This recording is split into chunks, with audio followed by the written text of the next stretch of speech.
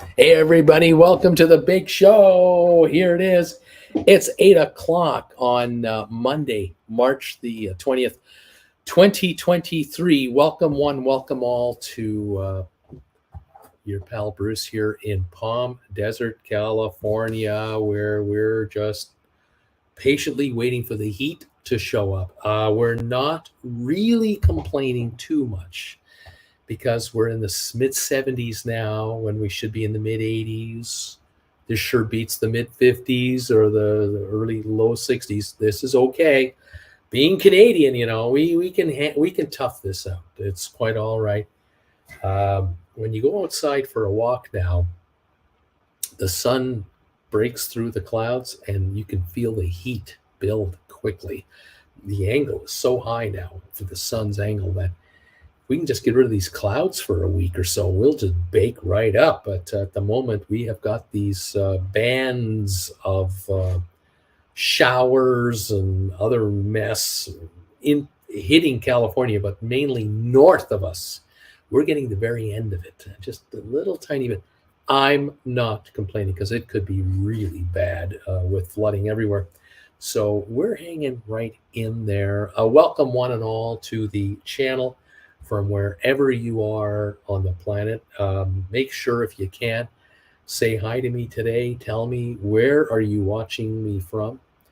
What's your high temperature today? This is the first day of spring, Is winter over? What are you paying for gasoline where you are now? Is that getting any better for you guys? The price of gasoline, the price of oil in Texas is 65, 66 bucks a barrel. We should be seeing some really low oil and gas prices. I'm curious if your gallon of gas is any different or any better. Love to hear that. Let me know how you're doing. Welcome, one and all. And if you can hit the thumbs up button today on this telecast, or you're watching on the rerun, hit that thumbs up button for us. I want to say thank you to all of you who were here last week. A whole bunch of you folks hit the thumbs up button during the telecast, and then in came the thumbs ups from the reruns, and you were letting me know on the comment section. You would just write in and say, "Hi Bruce, number 64," and "Hi Bruce, it's 68 degrees in Tampa, number 86," and I just appreciate it. You guys are just the best. Thank you for helping us get to 100 thumbs ups. That's always our target for this telecast. Every Monday night is to get at least into triple digit thumbs ups. Thank you all for getting us there. And we're already starting off with at least 16 of them. So thank you for 16 already. I appreciate it. Welcome all of you to the party. Let's see who's saying hi to us already. Nathan is in the house, number 6 already. Tom Henry, number 7. Hi, you guys. Robert, mail out. Hello, all. Bob from Waterbury, Connecticut. First day of spring. That's right. Nathan, 26 days until the NCL Joy departure with me on it. Gas hovering around $3 a gallon. First day of spring, low of 15 and a high in the lower 50s in Asheville, North Carolina. Rocky Grasso is here. Number thumbs up 18. Thank you, Tom Henry. Nathan from Miami. We depart Miami on the Escape on April 16th. Are you staying anywhere the night prior? We will be in the Intercontinental for 2 nights. Rocky Grasso, number 8 thumbs ups. Robert, hello all from Waterbury, Connecticut. First day of spring, 50 degrees. Ken Correca is in the house. Hi, Bruce and all, from Janet and Ken in Saginaw, Michigan. The temperature is 42 degrees with clouds. Gasoline is $3.46 a gallon. We were number 9. Good evening to you, and good evening, you guys. Thanks for popping in here. Karen Tijan, happy first day of spring. Chilly in Killdeer, Illinois, but bulbs are up about 6 inches, and the robins are back. The birds have arrived. Kirk Brunson, YouTube and Facebook channel. Hi, Bruce and TWB family. Kirk from the Big Apple is here, and I'm at work right now. Right on, buddy. Donnell, hi, Bruce and all. I'm number 11 on the thumbs up meter tonight. Welcome, Donnell from Cork, Ireland. Shady Hill Homestead. Hello, everybody. 50 degrees Fahrenheit in southern Indiana. Gas here, $3.44 a gallon, and I am number 14 on the thumbs up meter. Here in good old California, I don't even know what gas is actually. driving this Tesla, I don't even have to look at the prices. They're $4 to $5, something like that. That's all I know around here. Stephen Butler, number 2 on the like button. The gas price $3.10. Sunny, 56 degrees in Northwest Arkansas. Del Rio announcing his retirement. Yeah, I'm going to mention that. Tom Henry, driving with Bruce. Have you heard from Debbie E. lately? Been a while since I stayed up for the 8 p.m. show. Yes, Ms. Emmanuel is alive and well. She occasionally says hi to me here, but she also says hi to me on my other channel, and I so appreciate her loyalty to both of my channels. She's just a great person, and I really look forward to someday to be able to meet her again. It'll be great. Tom Henry, then there is Donnell, where it's the wee hours of the AM. Are you on daylight time, Donnell? I think it's midnight where he is. Nikki is here. Hi, Nikki Singleton. Hey, Bruce and everyone. 60 degrees for a high in Jacksonville. Whoa, my, that's cool. Now it's a chilly 54. We're in the 90s next week. Now that's normal. Wow. Nathan, yes, the Hilton Garden Brickwell, Tom, is where I'm at.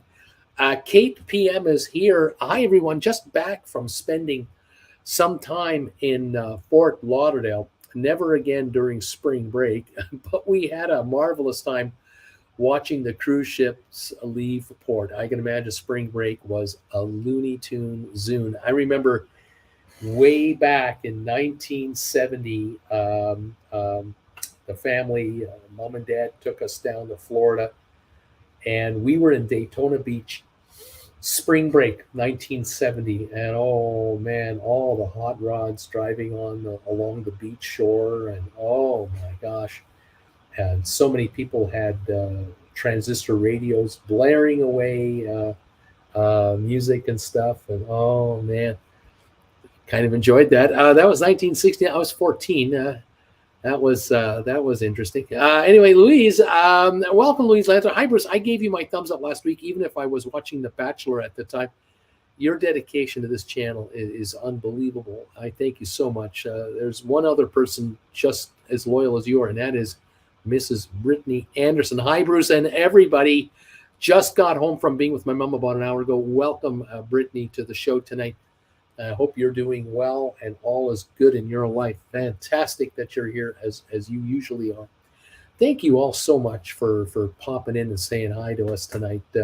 Jennifer and I were hanging in there. Jennifer's doing great. She has that new hip of hers, and she is 95% of the way through the recovery. She's only suffering minimal irritation, but generally speaking, Jen can get up off the couch, no walker, no cane, no nothing. She just goes wherever she wants, does whatever she wants on her own 2 feet now. The independence, it's all back. It's like it's normal again. And it's really nice. And we're going for longer and longer walks now. So things are improving dramatically for Jennifer, and I'm really happy about that. Tom Henry, the stories on Facebook about kids misbehaving just are amazing. I hope our April 16 cruise is not overloaded with spring breakers.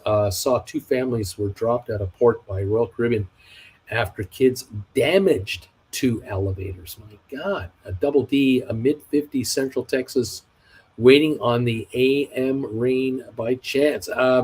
Ann Rogers, hi Bruce, Ann and Brent from Ancaster, Ontario. We're here, number 18 on the thumbs up meter.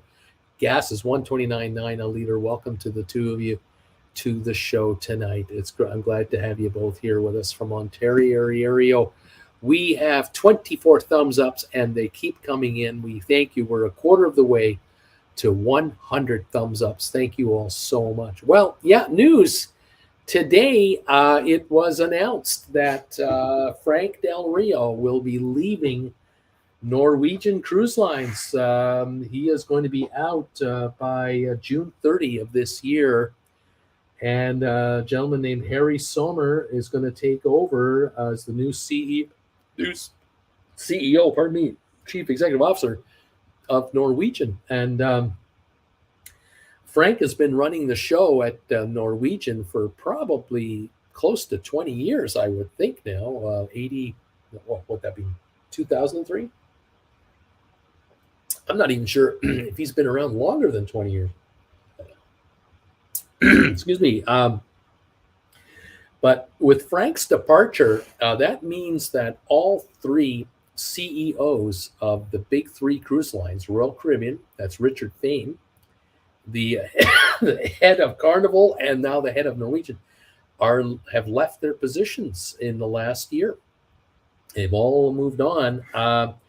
Don't feel sorry for any of the three. None of them were fired. They are all leaving very, very wealthy, personally wealthy. They've done extremely well financially with these jobs, and they're doing just great. So interesting stuff. Brittany is saying, my husband is taking care of the one and only issue we have come across with the house. That would be the flea infestation. We're super close to our planned move-in date. Tom Henry, I love the gas prices in the UAE, well under $1 a liter. Brittany, not saying what our planned move-in date is, though. Right on, Brittany. Donnell, just after midnight here, Tom. Our clocks go forward an hour next weekend when we'll join the UK to enter British summer time. Cannon is here. We booked Mediterranean Symphony of the Seas from Barcelona on July 2nd. Any input from your end? Actually, I have some news about the Symphony of the Seas. The folks at Royal Caribbean just announced today that the Symphony of the Seas has set an all-time record. Here's a shot of the back of the ship here. Symphony of the Seas. This is a picture here of the Harmony of the Seas, but it's very similar looking to the Symphony. This ship, the Symphony of the Seas, they announced that a total of 7,604 people were on the ship for a transatlantic crossing. 5,350 passengers and 2,224 crew made up the entire count of the ship. And that set a new record for how many people crossed the Atlantic Ocean in one go at a time. It does not, however, mean that this ship has set any kind of a speed record. I was looking up some information about that. They used to call the fastest passenger ships across the Atlantic, if you had an ocean liner that crossed the shortest amount of time, you would win what was known as the Blue Ribbon Award. And in 1907, this ship right here, that ship right there was the record holder. It was the fastest crossing ocean liner of its time in 1907. That is the Lusitania.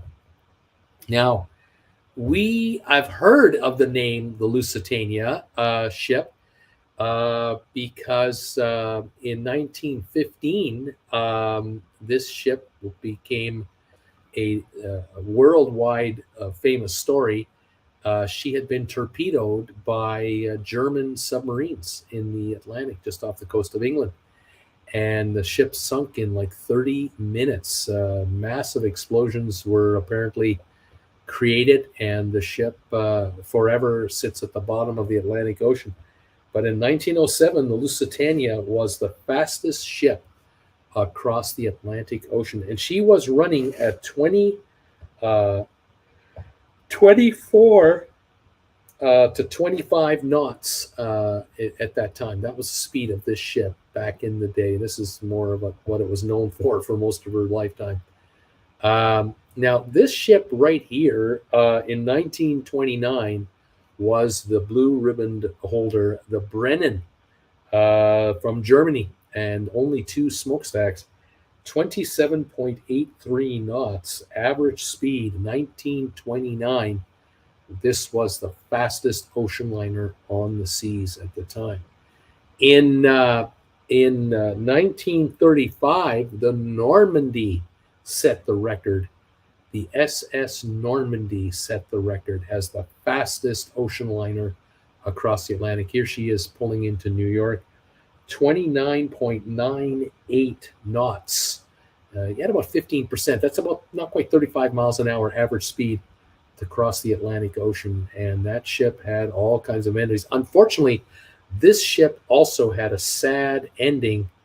Her ending took place when a welder was on board the ship in 1942. This ship was being converted into a troop carrier during the war years. The ship was in New York Harbor, where people felt this was the safest place in the world for the ship to be. And a welder's torch set off apparently some life preservers caught fire, and the fire quickly spread to other flammable areas, and the ship was engulfed in flames. By the time they got the firefighters on there, she was long, really in flames, and they eventually, literally, sunk the ship from how much water they put on her. That's how bad it was. They could not put out the fire without the ship sinking right at the pier, and she eventually was righted and towed away and scrapped, never to sail again. In the prime of her life, 7 years after setting the all time record, this beautiful mother of a ship, an absolute gorgeous monument of shipping, was lost forever in just a few hours, right in the middle of the war, unfortunately. All right, after that ship, this ship right here became the blue ribbon holder. Now, this ship you can visit to this very day, today, in Long Beach. This is the Queen Mary. The Queen Mary held the record for 20 plus years as the fastest ocean crossing ship on the Atlantic at 30.99 knots, just 31 knots average speed. This ship was the fastest across the Atlantic for 20 years straight. Nobody could beat her until 1952, when this ship became the fastest to cross the Atlantic. That is the SS United States. That ship held the record in 1952. And when she went from the UK to the New York, she came in at 34 and a half knots. And then when she went from New York to the United Kingdom, she went up to 35.59 knots. This ship was going 42 miles an hour in the oceans as an ocean liner, the fastest in the world. And no one, not a single ship since, has broken the record. This is still the fastest ever recorded ocean liner on the oceans across the Atlantic. And the record is now 71 years old. 71 years. The ship today, unfortunately, is still alive, but she's basically just a floating hull. She's really been stripped of almost everything useful. It's sitting in Philadelphia, docked, and I think it runs 20 or 30,000 a month just to keep it there. And there's a charitable group that is in existence to try to preserve this ship, but they're only able to raise enough money to keep it moored, and no work has ever been done to bring it back or restore it. There have been many attempts to somehow incorporate this ship into some kind of attraction, a tourist attraction, move it and build around the ship. There was talk that one day they were going to build a kind of a shopping mall around this ship, and that the ship itself would become a collection of onboard restaurants of some kind, and you could tour the ship. And that fell apart. That was 10 years ago. I think for a while the ship was even acquired. It was even acquired by Norwegian Cruise Lines. They thought seriously, I'm going to guess in the late 90s, to resurrect this ship and bring it into service. But they did a number of engineering studies on the ship, and they found that the hull was in very good shape, that she was certainly seaworthy from its hull. But unfortunately, the cost to bring the ship up to modern marine standards was so impossible that to get her to look like this again and to perform like this, it would be impossible, entirely not doable. and it would not be economically viable, because you notice how few decks you see here for passenger decks. You notice there are none. There's like what, two decks. This ship basically had inside rooms. It did not have balcony rooms. And if you want to take this and turn it into something that looks like that, you're not going to have the same ship anymore. You're going to have a totally different looking animal. Even the Queen Mary here, obviously, it's a classic design ship. Look at the front end of that ship over the Queen Mary. The hull is virtually practically vertical. The front bridge area is just one brick wall going through the air. There's no aerodynamics on this vessel at all. It was a miracle they could get it to 31 knots, 32 knots. At least this ship had some aerodynamics, but even so, it looked more like a destroyer from the hull line down, and from above the hull line, it was just a passenger type ship. It had I think an 8 or 10 year career in the waters, from the United States to Europe. But unfortunately, by 1960-62, it was all over. Unfortunately, the ship's future was finished, and she was just too expensive to keep running, and was not economically viable, unfortunately. And that's the end of that cruise ship. But no ship has been able to go faster than that ship since 1952. I was born in 55, so that record is older than I am. It's amazing. Anyway, there you have it. Most interesting stuff. And what else have we got here going on here? Thank you all for being here today. Eddie Albert is in the house. Hey, Eddie. Charlotte says hi. North Carolina. Hope you and Jen are doing great. Based on pricing, we are not taking 3 cruises next year. Too expensive. Hope these cruise lines are watching out. Tom Henry. Harry has had a tough start to a CEO job. Started in January 2020, just before COVID hit. He was already getting heat over the way they were dealing with April 2020 transatlantic on the Star. NCL moved the embarkation date forward 10 days and didn't initially give the book passengers the option to cancel. Change happened after paying full date and was able to do the dry dock schedule in Europe. Brittany, number 25. Thank you, Brittany. Tom, I have a cruise friend on the Symphony. She says it doesn't even feel crowded. That's amazing. Nathan, I just seen on a Facebook page that NCL is going to reinstate the e-muster drills with sailings after April 1st. Not sure if it's true, something to look into.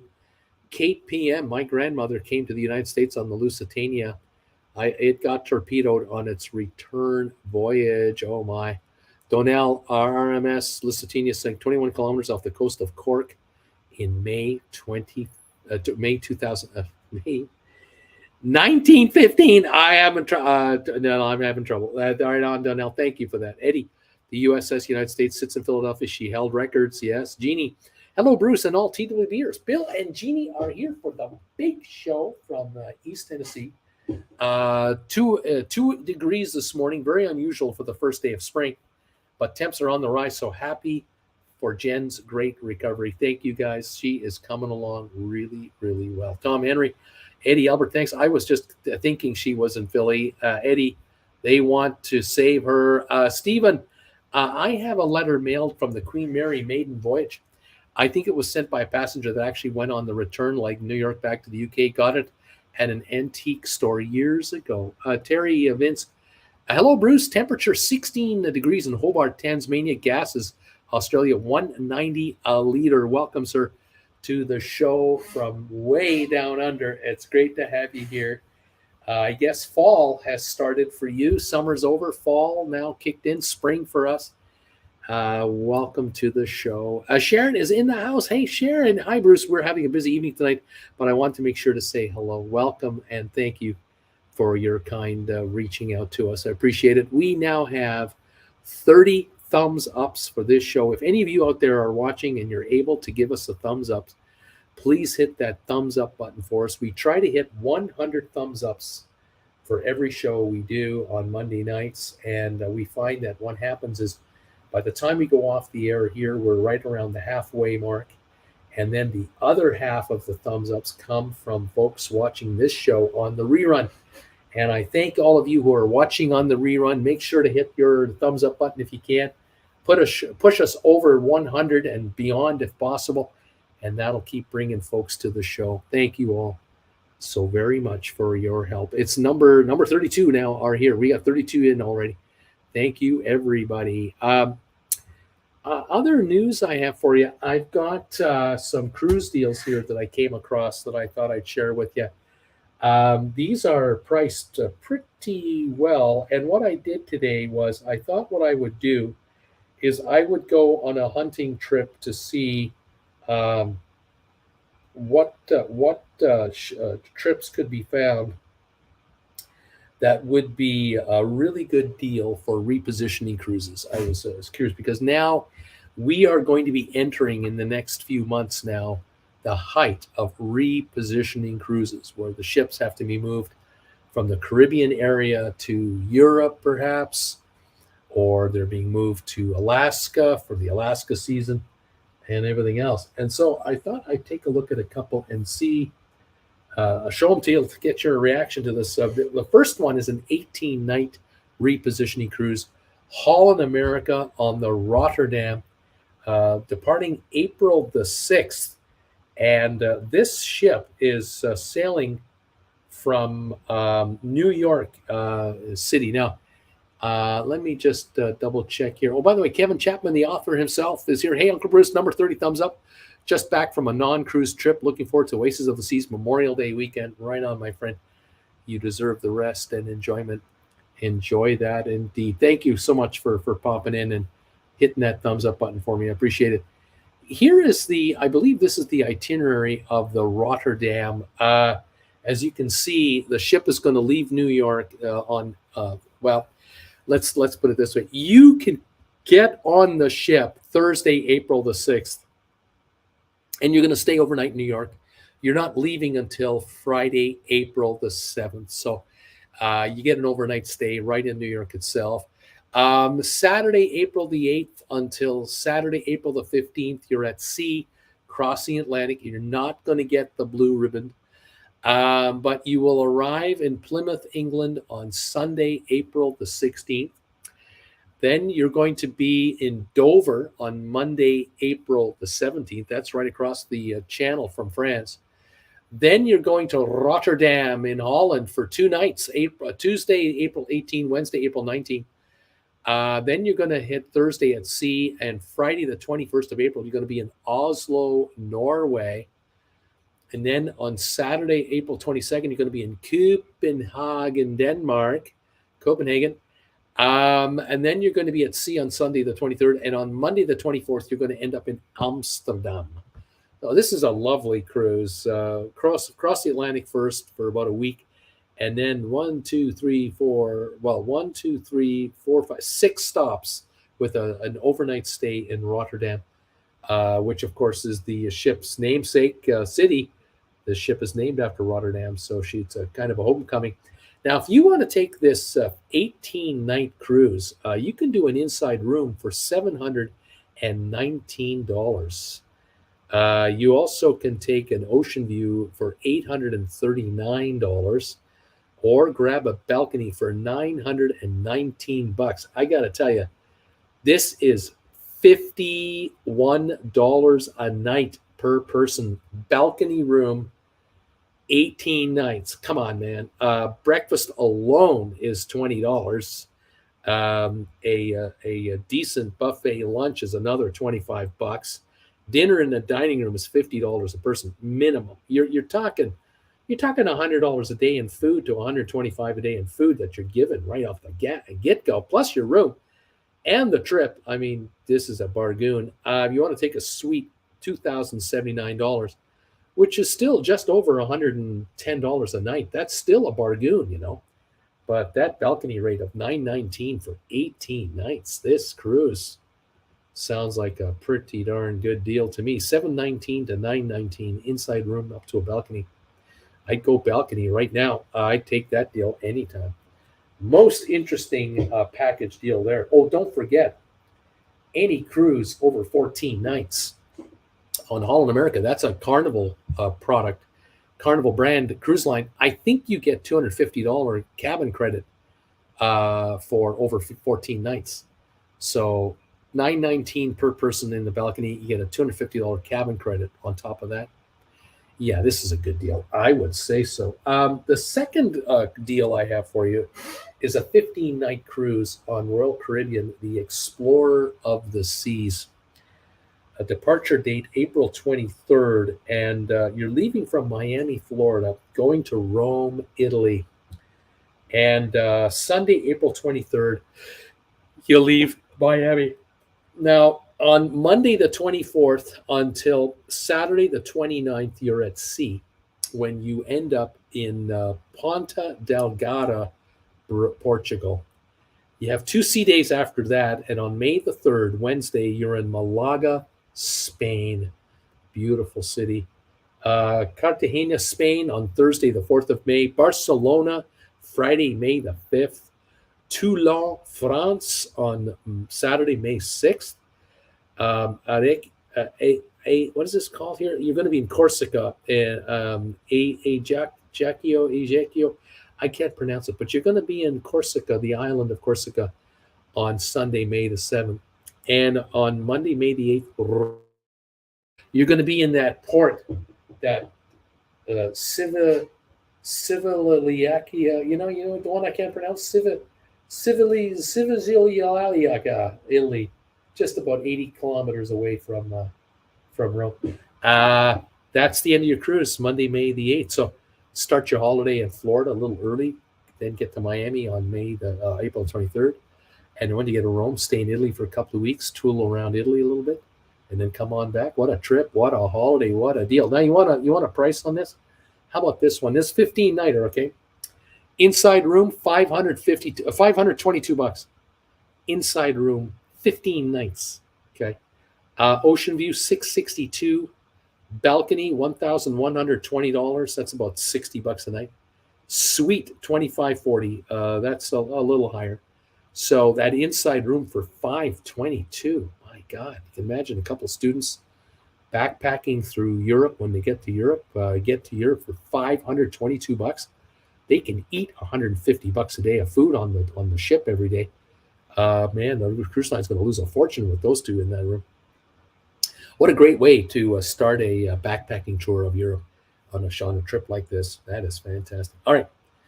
The third deal of the day. This is a 14-night cruise. April the 8th departure. Holland America, New Statendam. Leaving from Fort Lauderdale, going to Barcelona, España. You leave Fort Lauderdale on Saturday, April the 8th. You are at sea until Friday the 14th. On Saturday, the April the 15th, you're in Ponta Delgada, Portugal. On Sunday and Monday, the 16th and 17th, you have 2 more sea days, and you arrive on Tuesday, April 18th, in Cadiz, Spain. Cadiz is the oldest city in Europe. It's a originally Roman settled city. It is now home to, I believe, one of the largest dry dock facilities on the planet for the biggest ships in the world. The Royal Caribbean Oasis class ships, Symphony of the Seas, Oasis of the Seas, the Allure of the Seas, Harmony of the Seas, they go to Cadiz to be refurbished. That's how big that thing is. You're in Cadiz on Tuesday, April 18th. Wednesday, April 19th, one of my favorite places, Gibraltar. You're going to the outpost in Gibraltar. That is fantastic. It's a great little spot for the day. Thursday, the 20th of April, Malaga, Spain. Friday, the 21st, Alicante, Spain. And then Saturday, the 22nd of April, Barcelona. And you can then hang out there. So you make sure you go to Florida about a week before Fort Lauderdale and enjoy Florida. Then take the cruise. Then hang out for a few days in Barcelona. Maybe take a high-speed train to Madrid. Several days there. And if you're up to it, you take a high-speed train to Paris and enjoy Paris for a little while. take the Channel train under the English Channel to London, England, hang out in London for a week, and then fly home from London. I mean, it's up to you where you want to fly home from, but I'm just saying there's a nice little holiday on top of the holiday, boy. That's pretty good. Now let's talk dollars. Let's talk money here. This is unbelievable. I tell you, I can't believe this deal. Okay, 14 nights, okay? 14 nights. The new Staten Dam. We're talking Holland America. This is a 5.5-star cruise line. This is really nice. Inside room, $399. Did you get that? That's $199 a week per person. It's $400 for 2 weeks per person. This is a bargain. Ocean view, $599. Balcony, $1279. Suite, $1839. Remember, any cruise that is upwards of 14, 15 days, you're going to get a $200 to $250 onboard cabin credit on top of this. So you take the inside room for $399 per person, and then you get a $200 to $250 credit, cabin credit. I mean, there's a good chunk of your tips right there. I mean, this is a deal. What a great deal. Okay, one more cruise. One more. Just one more time, Bruce. Hit me, baby, just one more time, they say. It's a 22-night cruise, and it leaves April the 16th on the Regal Princess Cruise Line. Regal Princess. You are heading out from Fort Lauderdale to Southampton in the UK. Giddy up, I say. You're getting on the ship Sunday, April 16th in Fort Lauderdale. And then from Monday, the 17th of April, you're at sea until Saturday, April 22nd. The 23rd Sunday, you'll wake up in Ponta Delgada, Portugal. 2 more sea days, and you're in Brest, France. That's Wednesday, April 26th. Thursday, the 27th at sea. Friday, the 28th of April, you're in Rotterdam, Holland. Saturday, the 29th, you're in Zeebrugge, Belgium. Sunday, April 30, you're in Southampton, but you're not done yet. You're going to leave for Monday. You're going to be in Portland, England. Tuesday, May the 2nd, St. Peter Port, Guernsey, Channel Islands. Giddy up. On Wednesday, May the 3rd, Cork, Ireland, where you can catch up with Donnell for a cool beverage. You're buying. Thursday, May 4th, you're at sea. Friday, May the 5th, Glasgow in Scotland. Saturday, May the 6th, Holyhead in Wales. Sunday, May the 7th, you're at sea. And Monday, May the 8th, Southampton. So you got yourself a lovely Belgian and British Isle add-on cruise on top of the transatlantic, all in one package. And here is the deal. 22 nights. 22. This is 3 weeks plus a day. Inside room, 1666. This is a great deal because that the Isle cruise is like 1,000 at least. Balcony, brochure balcony, 1902, under 100 a night. That is a bargain. And brochure suite, $3,070. Not necessarily a bargain, but it's only about $130 a night. It's not that bad. But if you book these ships, any of these rooms, you're going to get a $350 per cabin onboard credit for inside balcony or suite from the cruise line. And then if you're a shareholder of Carnival, because Princess is a Carnival cruise line, that's part of Carnival, you're going to get a $250 credit on top of that as a shareholder of the company. So your cabin credits are actually $600 for the inside room, the balcony, or the suite. So if the inside room is $1,686 or so, $1,686, and then you get a $600 cabin credit, that'll cover practically tips for one of you completely, if not almost both of your tips right there. This trip is becoming very affordable all of a sudden. A 22-nighter to get that much in, pretty darn good going. Fort Lauderdale and Southampton. And you fly home from London after a few days in London. Not bad. Not a bad collection of voyages, if you ask this guy. Fantabulous. Thank you all for hanging around. Let's see what do we got here. Ms. M. Hi, Bruce, and all from beautiful Victoria, British Columbia. Thank you so much for being here, Tom Henry. Hello, Kevin Chapman and Sharon. Thank you, by the way, for 38 thumbs ups. Keep them coming, everybody. Appreciate these thumbs ups if you can spare one. This is good stuff. Nathan, in an email today to travel advisors, the cruise line said, in an effort to enhance the onboard guest experience while keeping the safety of our guests and crew our top priority, we will reinstate e-muster drills through our online check-in for sailings beginning April 1, 2023. I'm surprised. That's from Cruise Radio. I'm surprised that they're doing that. Ms. M, I'm number 33, Bruce, on your thumbs up meter. Right on. Thank you so much. Going for 100. Tom Henry, Nathan, that spoils the fun. For my 26th January cruise, I volunteered to model putting on the vest for my group in the theater on the Jade. Had a great time, and I think the group enjoyed the change. No more modeling career. Louise, I feel very silly, Bruce. I rinsed my dishes really good last night before organizing them in the dishwasher. When I put my dishes away today, I realized I never started the dishwasher. Oh, geez. Oh, no. Tom Henry, laugh out loud. Louise, Tom Henry, you get an award for water savings. There you go. Tom, those spin ports are great. Those Spain ports, not spin. Visit Gibraltar from Malaga. I love Gibraltar. It was great. Jen Jr. and I were in there. Tom Henry, traveling with Bruce. Just say the port for Rome. Laughing out loud. Can't do it. I can't do it. Louise, if one calls Holland America, do they get the same deals? You might. You quote this. You quote this cruise. You tell them that you've seen the prices. You just mentioned the prices you saw already. These are vacations to go quotes, and they might match it. On the other hand, you just call vacations to go, and they'll book you on All America as well. And if you're a Latitude member or whatever their club is called, I'm sure you get the points. Larry Blake is in the house, number 38 thumbs ups. Thank you, Larry, for getting us to 38. Appreciate that. We now have 40 thumbs ups in total. We only need 60 more.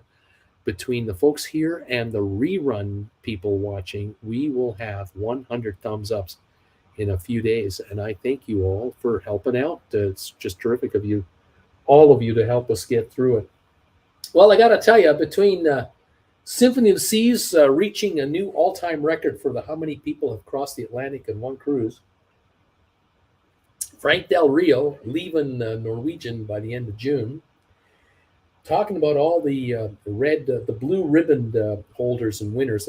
There were 35 ships that have won the blue ribbon so far, but the last winner is from 1952, the SS United States, the last official record holder of the blue ribbon. There she was in her glory. Did you know that that ship was, I believe, $80 million to build it, and the U.S. Navy paid quite a bit of that because the hull design was experimental, and the designer of that ship wanted to prove to the Navy that the hull design of this ship would be faster than any destroyer they had in the water already. And he said to them, look, if you kick in some dough, I will build the ship's hull to the specs of this newly created and invented hull design. And you guys can put some Navy boys on the ship to test her out, see how fast she can go. Because we're putting in the turbine engines that are state-of-the-art, powerful motors in the back to push this baby through the water. And so the Navy went, this is perfect. We'll help finance this ship, but we don't have to call it a Navy ship. If it doesn't work, it's just it's just a deadbeat passenger ship. What do we care? We don't lose any face. And so this ship was built with, I think, maybe 40 to 50 million American tax dollars in there. And I'll tell you something about this ship. I don't think you can see it here. I doubt you can. No, probably not here, because over the years, this ship, believe it or not, has been repainted many times. Believe it or not, has been repainted, even though it looks like this. But at the front of the ship there, you notice the hull of the ship cutting through the water. In the days that this ship was built, they didn't have those nozzles like at the front of this ship here. Let me take Larry's comment out of there so you can see what I'm talking about. You notice on the very front of the Harmony of the Seas is that bulbous sticking out down there, just under the waterline. The ships back in 1952 did not have those bulbous features to help with the drag. The ship had to literally plow its way through the water as like a solid wall. Anyway, this ship went so fast through the water. And of course, remember, it's going through salt water. The paint was scraped off the hull of the ship on the crossings. So when they set the record for this ship to go across the Atlantic, the first 5 or 6 feet of the front of the hull, all the way up probably 15 feet, was scraped away. All the paint was scraped off from the very friction of the salt water. That's how fast this ship was going. It's just an amazing story how this ship was showing wear and tear from the incredible speed that this ship was capable of mustering. It's something you learn every day. I don't know. It was something rather interesting. Louise, my dishwasher will be very busy this evening. Tim Bowman, I'm number 40. JJ, SS United States is docked in South Philly. Yes, it is. Unfortunately, she just sits there and she has no immediate future that we are aware of at this point in time. There have been efforts, many efforts to find a way to save the ship, many efforts, but nothing has financially panned out. The days of this ship ever sailing under its own power are lost, most likely. There are no engines in the ship anymore. The ship had been stripped of all of her valuables when the line was shut down. And I believe sometime in the 70s or 80s, I can't precisely tell you when this happened, the ship was towed to India, I believe India, and she was stripped of all of her asbestos that was inside her. The ship was heavily insulated with asbestos.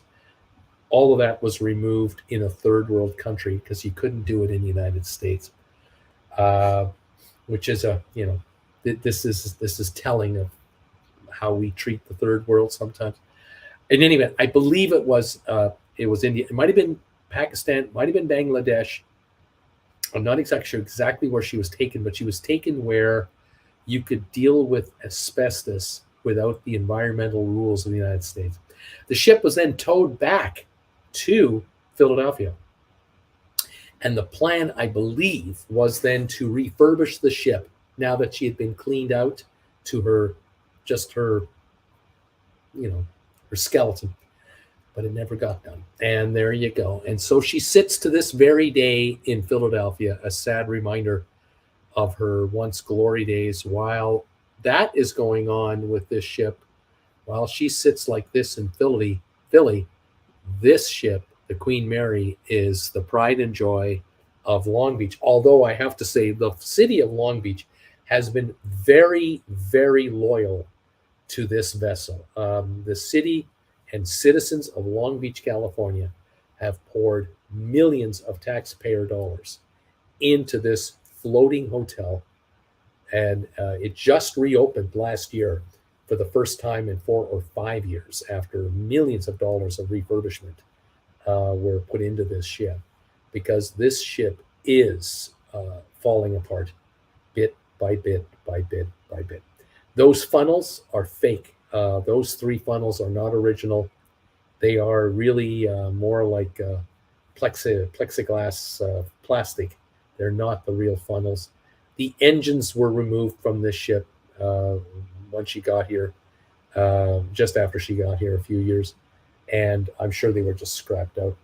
A lot of the ballast and whatnot, the ship is really, on the outside, is a passenger ship, an ocean liner, And in the passenger decks, she is resembles the ocean liner, but this ship is now you know, permanently moored here and is a floating hotel.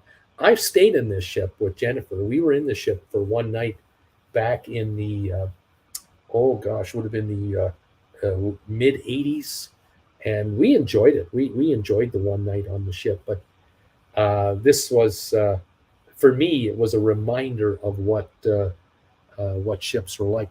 Uh, I had been on an ocean liner in 1962. The last time I was on an ocean liner, so for me this was a bit of an interesting memory. Little snippets of memories came back, but I wanted to mention one more thing, and that is, you might notice just above the hull where the black paint turns into white paint, at the very back of the ship versus the very front of the ship, you'll notice that there's a bend, there's a curve between the front of the hull and all the way to the back at the aft. This ship, if you are on this vessel and you go onto a passenger deck down below and walk along the hallway between the rooms, you will note, first of all, if you're in the middle of the ship, which is, you know, like 1,000 feet long, if you're in the middle of the ship, there's 500 feet of hallway this way, say 450 feet, and 450 feet of hallway going that way. And if you're standing in the hallway and you look down this way and look down that way, you'll notice that the floor that you're standing on starts to rise the further away it goes from you, until you can't see the ceiling anymore. You have to kneel down by your knees to see the floor go all the way up. And if you look the other direction, it's bowed the other direction. And if you're at the very front of the ship, you're walking downhill to get to the middle of the ship, and then from the middle ship, you're walking uphill to get to the back of the ship. The rooms were on a bow like this. Now every room is flat. Every room's floor is absolutely straight. It's not like tilt or anything. It's flat. But there's this little curve that is unmistakable. And when you're in the middle, you cannot see the end of the hallway in either direction. The floors disappear up to the roof as they bend out.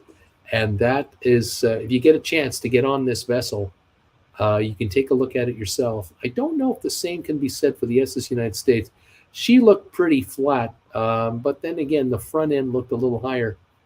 So maybe she had the same issue. That's the way they were designed. Look at the Normandy. I'm certain that the Normandy also had a curved decks. And then here, the Bremen, yep, you can tell a little bit of a bowing in the middle of the ship there.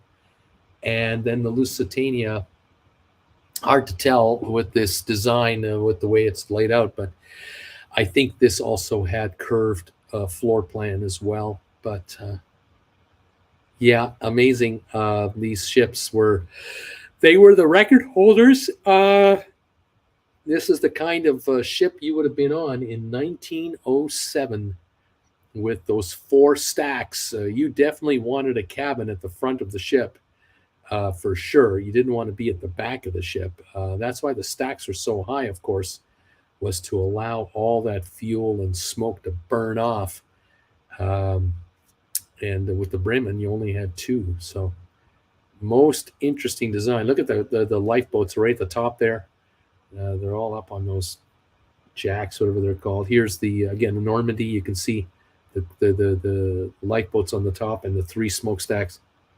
And then, of course, the Queen Mary, three smokestacks, and the lifeboats up on the top, exposed to the elements. And here we are, same thing. This picture here, I don't know if that picture even shows the lifeboats are in there or not. I can't even tell if the lifeboats are on there or not. But that ship was a real aerodynamic, low-profile ocean liner, the SS United States, for its day. Not like today's cruise ships.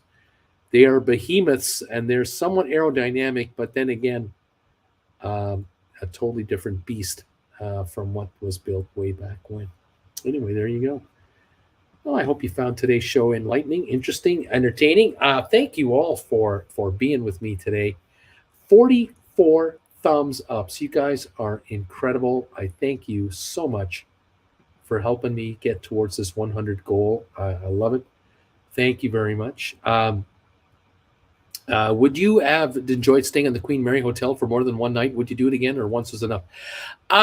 We would have been okay for another night, because it would have given us more time to tool around the ship. But what we did was the day we checked in, we got there on that very day at about 11 in the morning, and we had to wait until about 2 in the afternoon to check in. But that wasn't a problem. We took one of those guided tours at that time. They were offering behind the scenes tours, and we were taken to the engine room, and we walked through one of the engine compartment areas, where the engines weren't there anymore. But the engine room was there, and all the dials and knobs and levers and everything is still there. Rather interesting. We got a bridge tour. We got a tour of some of the different rooms. We got a tour. We also got to take a self-guided tour as well, and that one lets you see some parts of the ship that had been converted to troop movements during the Second World War. Really neat. Lots of photos, lots of uh, memorabilia of the time and the era. Lots of photos of the ship's heyday. So it's a museum. It's a floating museum, and I enjoyed it. I would say that if you get there on the afternoon, you check in, you'll have dinner that night on board the ship. Uh, you might walk around the ship in the evening a little bit, and then pack it in, and then the next day you'll explore the ship for the whole day, get that one-on-one or that group tour, behind the scenes tour with a docent, a real live human being taking you around. If they still do that, it would be worth your while. And then get one more night in there. Yeah, we found it entertaining, and for me it was a throwback, because I was 7 years old when I came across the Atlantic Ocean in 1962, and I had memories of the ocean liner I was on. It wasn't the Queen Mary, but there were a number of similarities, because this ship, the Queen Mary, was retired 1969. So it was 7 years after I was on my ocean liner that this ocean liner was retired, and it was built much earlier in time. So to see it, and to see its all of its systems, and the lighting and the paneling and just everything, the atmosphere of the ship reminded me of the ocean liner that I had come across the ocean on, 1962. JJ, aft facing cabin still encounter higher diesel particulates. I believe you there. Louise, a Monday without Bruce is like a Monday without sunshine. Tim Bowman, we tried to stay on the Rotterdam, which is moored in Rotterdam, but our cruise was canceled. Oh, too bad. Yeah. That is too bad. Yeah, the modern day Rotterdam still say, well, they always have a ship named Rotterdam for Holland America. That's kind of tradition. They always have a ship called Statendam, that kind of thing. So there you go. Thank you, everybody, for joining me today. It was such a treat having you here. I hope you enjoyed the show tonight. 50 thumbs ups from you. Absolutely phenomenal viewers. Thank you. Those of you who are sponsor members, a special shout out to you. People like Tim Bowman, you can see his name is in green, and he's got that logo beside him. Thank you, Tim, for being a sponsor member. Tom Henry, you too, of course. Appreciate that. Nathan, sponsor member, thank you. You guys help so much. Donnell, thank you for being a sponsor member. We have a show just for sponsor members, 7 o'clock every Monday night, 1 hour before this show. Nikki Singleton is a sponsor member as well. And Kirk Brunson, YouTube channel, Facebook page. Thank you, Kirk. Rocky Grasso, of course, thank you. And also to Tim Bowman and to many others who've been longtime supporters of the channel. And all of you who are here visiting every week, I do appreciate you so much. Join me next Monday, 7 o'clock and 8 o'clock for two more shows. 7 o'clock for sponsor members, 8 o'clock for the big show right here. Thank you for these thumbs ups. And again, thank you to the rerun watchers who get us to 100 every Monday night. It's incredible. You do it every single time. Thank you all so very much. Have a wonderful week. Take care of yourself. Stay healthy out there, please. And have a great night, Sharon. Thank you, Sharon. Robert, good night, all. All of you, the best to you. Hug your loved ones a little longer, a little tighter the next time you see them. You never know when it's the last time. Thank you all so much for being here, and we'll catch you next Monday. Goodbye from Palm Desert, California. All right, see you guys. Bye for now.